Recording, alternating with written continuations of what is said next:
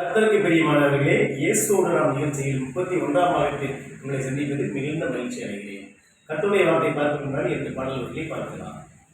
பெருமை என்னும் பாவம் சாவுக்கேதுவான பாவம். பெருமை என்னும் பாவம் சாவுக்கேதுவான பாவம்.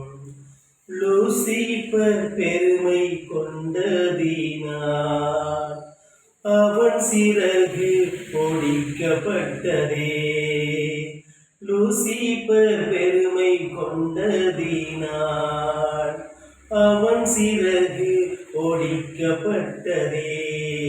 பெருமை என்னும் பாவம் சாவுக்கேதுவான பாவம். ஆமென். கர்த்தருக்கு ஸ்தோத்திரம். நீ கர்த்தருடைய வார்த்தை பார்க்கலாம்.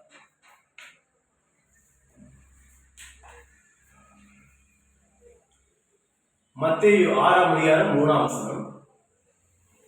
நீயோ தர்மம் செய்யும் போது உன் தர்மம் அந்தரங்கமாய் இருப்பது உன் வலதுகை செய்கிறதை உன் இடதுகைக்கு அறியாதிற்கு கடவுள்னு சொல்றாங்க ஏசப்பா. அதாவது நீ தர்மம் செய்யும் போது உன் வலதுகை செய்கிறது இடதுகை செய்யக்கூடாது, இடதுகை செய்து வலதுகை செய்யக்கூடாது சொல்றாரு ஏசப்பா.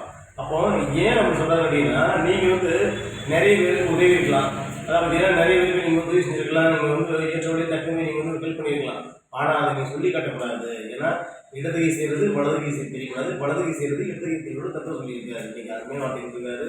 அதனால நீங்க ஒருத்தவங்களுக்கு உதவி பண்ணிருக்கலாம், ஒரு இல்லாதவங்களுக்கு கஷ்டப்படும் நீங்க ஓடி போய் உதவி பண்ணிக்கலாம். அதை நீங்க பிறகு சொல்லி காட்டாதீங்க.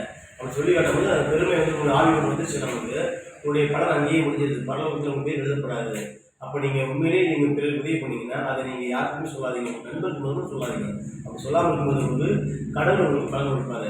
நீங்கள் செய்கிறத மனிதர்கிட்ட சொன்னீங்கன்னா அவன் அப்படியாக சொல்லுவான், அந்த பலன் அப்படியே முடிஞ்சிடும். ஆனால் நீங்கள் சொல்லாமல் விட்டு பாருங்க, நீங்கள் நிறைய பேர் உதவி செய்யுங்க, கடவுள் உங்களுக்கு விதியான பலன் கொடுப்பாரு. அதனால் நீங்கள் அனைவரும் உதவி பண்ணுங்க, பிரதிபலன் பக்கம் பதிவு பண்ணுங்க. கர்த்தர் உங்களோடு இருப்பாங்க. ஆமென். கர்த்தருக்கு ஸ்தோத்திரம்.